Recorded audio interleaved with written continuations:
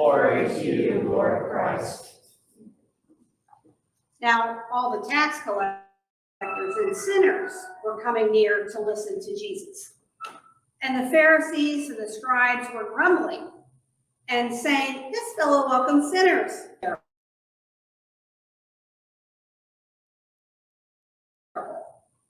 There was a man who had 2 sons. The younger of them said, "Property that will belong to me." So he divided his property between them. A few days later, the younger son gathered all he had and traveled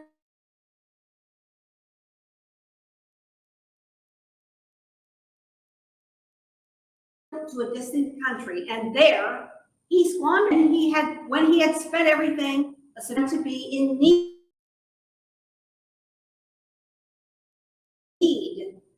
So he went and hired himself out to one of the citizens of that country, who would gladly have filled himself with the pods that the pigs were eating. And no one gave him anything. But when he came to himself, he said, "And to spare, but here I am." Said to him, "Father, I have sinned against heaven and before you. I am no longer worthy to be called your son. Treat me like one of your hired hands."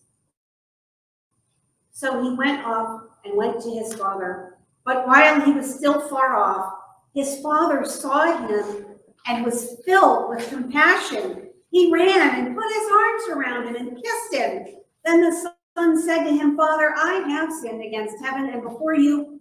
I am no longer worthy to be called your son." But the father said to his workers, "Quickly, bring out a robe, the best one. Put it on him. Put a ring on his finger and sandals on his feet. And get the fatted calf and kill it. And let us eat and celebrate. For this son of mine was dead and is alive again. He was lost and is found." And they began to celebrate. Now, his older son was in the field, and when he came and approached the house, he heard music and dancing. He called one of the workers and asked what was going on. And he replied, "Your brother has come, and your father has killed the fatted calf because he has got him back safe and sound." Then he became angry and refused to go in. His father came out and began to plead with him. But he answered his father, "Listen, for all these years I have been working like a slave for you, and I have never disobeyed your command. Yet you have never given me even a young goat so that I might celebrate with my friends. But when this son of yours came back, who has devoured your property, prostitutes, you killed the fatted. You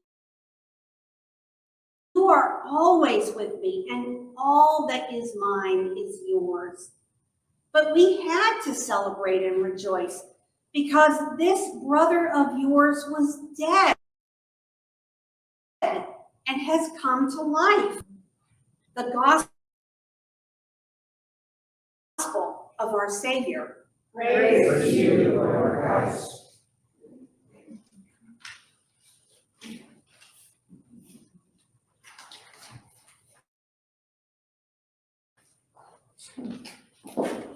I am here in the soul of God, like the flame in the fire and the fire in the flame. I am here in the soul of God. Please be seated.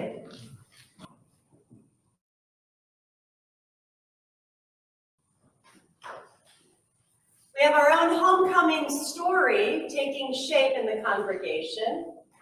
We have worked quite faithfully since September to welcome Life Center and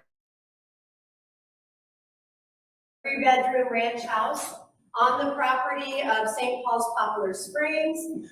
And in the next 10 to 14 days, are we ready? They're going to be here. Ready or not?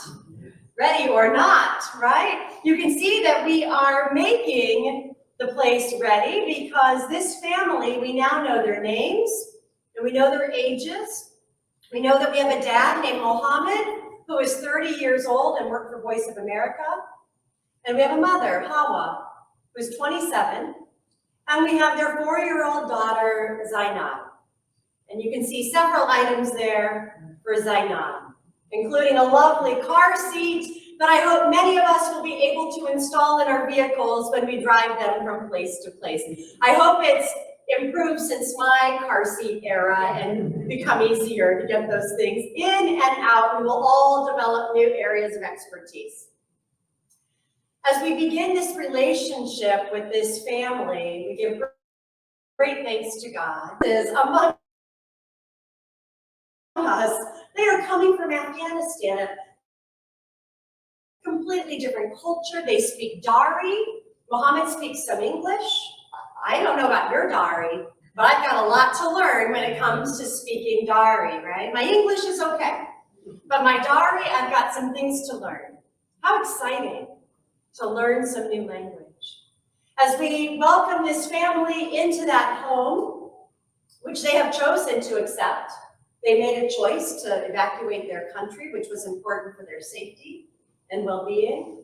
And now they have made a choice after probably being on military bases since September sometime. They have made a choice to move into this house and to be a part of this community, not necessarily the church community, but the wider embrace of our entire community. They have made that choice to accept the hospitality that has been offered, and we have made a choice to offer them a home rent-free. We do have an expectation that they will pay for utilities, and we have fundraised some funds for them to get started in doing that. And so as we begin to work with this family, we're going to need to be really clear about those expectations, especially given the language differences, right? We might even want to write it down. When you write something down, here's what we are able to provide, and then here is what we ask you to provide. When we set out those expectations as clearly as we can sometimes, avoid some resentment or confusion, right, in a relationship. And so we're going to write those out as clearly as we know how to do. That document, when we write it out, might be seen as a bit of a contract. That's what a contract really is. A contract is saying, here are my rights in this relationship, and here are my responsibilities, the things I will do, the things that are due to me, and the things that I now must offer to you. A contract is about rights and responsibilities. In the parable of the father and the two sons that we have just heard, familiar to so many of us, we can see that there is in existence a contract, whether or not it is stated. There was a contract in the family about inheritance and behavior and work and relationship in the family. There was a contract. And we can see that perhaps one son keeps it and one doesn't, or so it at least seems at first blush. Regardless of what the sons do with their responsibilities, we see that the father is absolutely generous with his side of the contract, right? He runs out into the field to welcome the son that we might say broke the contract, took his money and went off to play and then spent it all and came home. The father, when he sees his son a long way off, he takes off his outer garments and basically strips down to his underwear, humbling himself to run, to be able to move his body so that he can get closer to his son as soon as his legs will get him there. He will do whatever it takes to humble himself and be back in relationship with the son he thought was dead. We would do the same, would we not?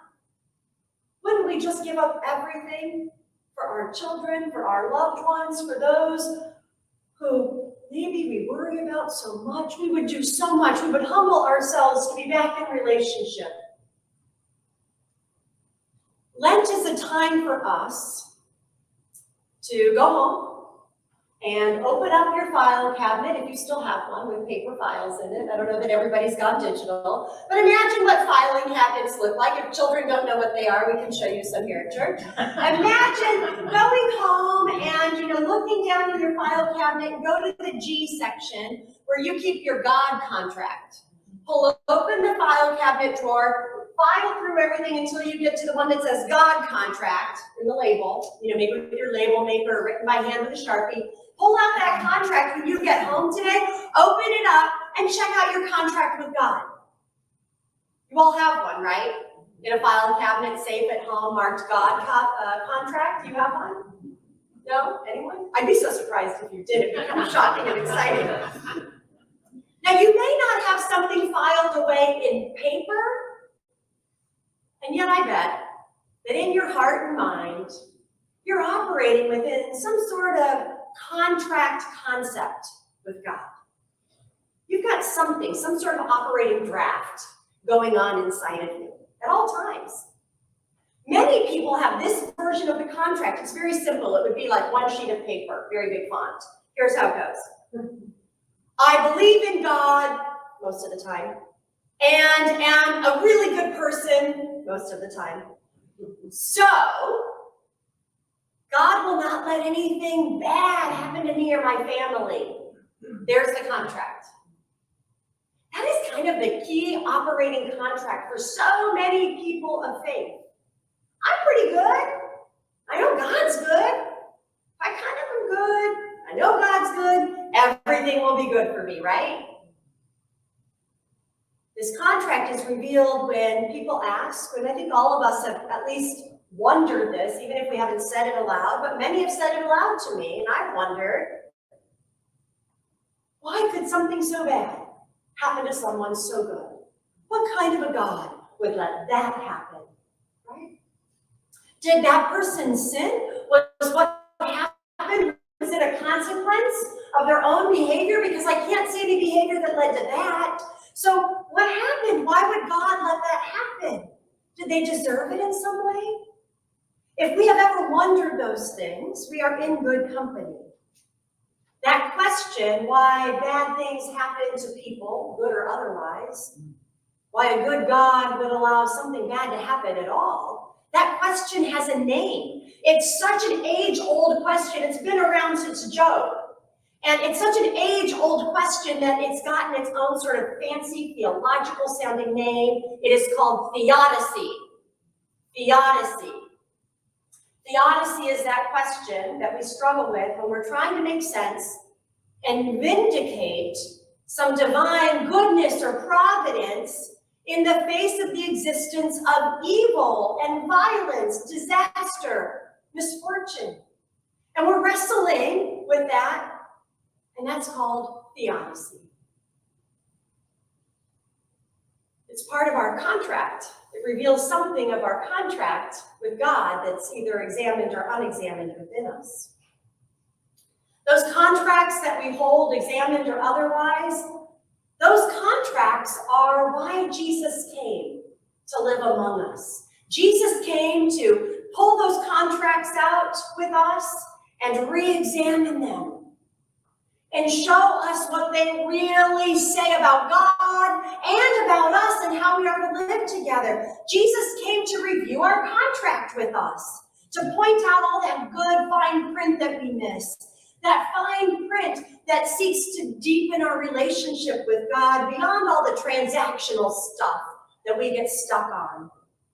Jesus revealed the deep love embedded in the contract and how it names our responsibility to love God and to love others all at the same time. It's the same thing. When we love God, when we love others, we're loving God. It's the same thing. Jesus revealed our rights as beloved children of God to live in those ways. We have the right to live in those ways that draw us into freedom. Real freedom in God. The kind of freedom that comes from being forgiven, redeemed, that comes from forgiving others, and offering redemption at every turn? I urge us this Lent to re-examine that contract that we have with God. You might prefer to call your contract a covenant because that's churchier. You might like to think I have a covenant with God, or I have an understanding or an agreement with God. Contract, I'm only using the word contract because I want to get your attention. And I want you to remember this sermon. So I'm using the word contract because Lent is a time for us to wake up and pay attention and see things differently. To wake us up, we might ask ourselves the following questions. What do I expect from God really? What are my expectations? And can I just name those to God and see what happens? What do I expect from God? And what does God expect from me? Ask that question. Dare to ask it and find out what God expects from you. Turn toward Jesus and reflect on the contract. You can turn towards Jesus in many, many, many ways. There are so many practices that turn us away from guarding the parts of the contract we like and ignoring the other parts. When we turn towards Jesus, we see that covenant relationship, that contract more fully. And we can turn towards Jesus and talk with Jesus about our contract in so many ways.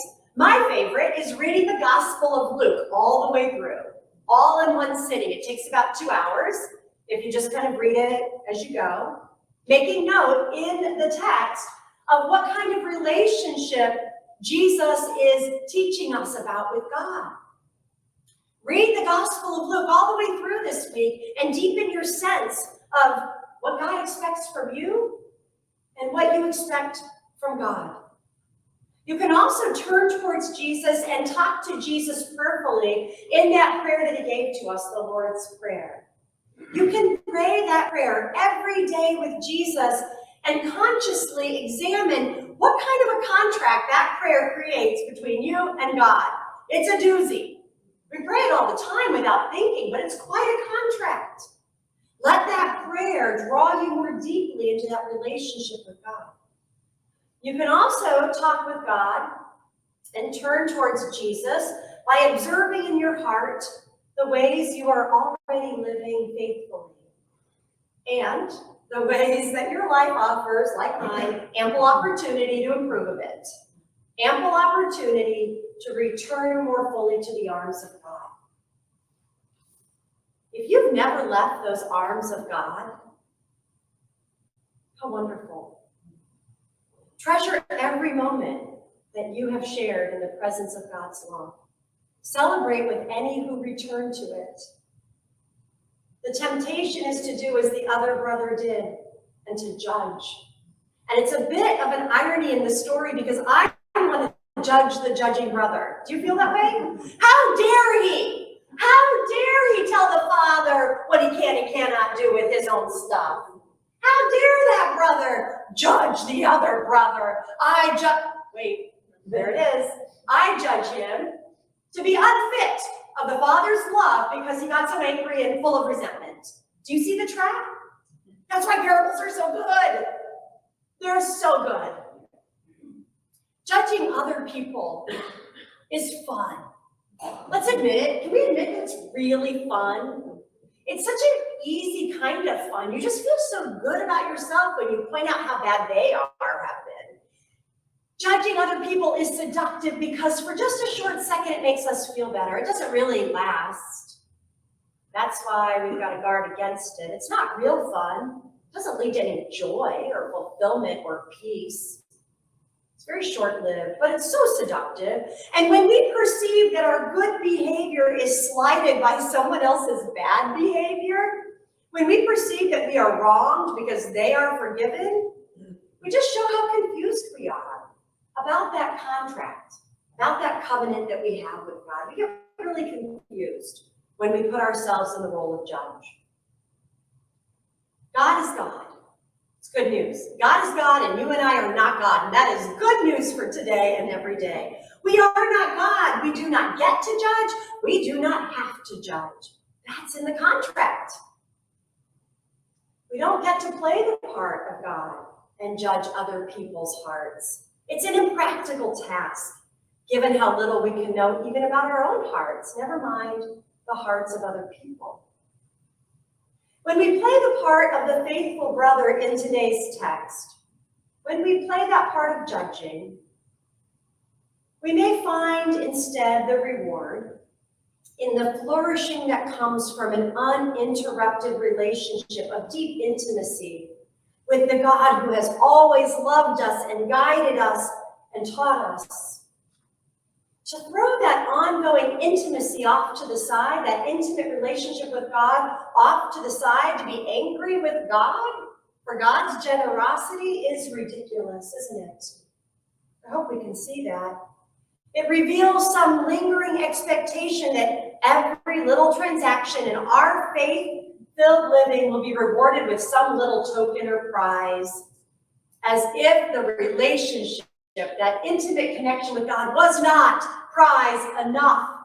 The reward for living in relationship with God is living in relationship with God. That's the reward. There is nothing better that we could want. Now, I would have preferred that the parable would have continued a few more sentences to finish something like this. Dad, I get it now. I get it now. Oh, I just got so angry and filled with resentment because I heard for you all those years that you were hurting for my brother. I saw your pain and I couldn't do a darn thing about it. And so I filled my heart with anger for him, thinking it would make you feel better. But I see now in your prodigal love for this guy that you're filled with joy. And that's all I really wanted all along, Dad, was for you to know that joy.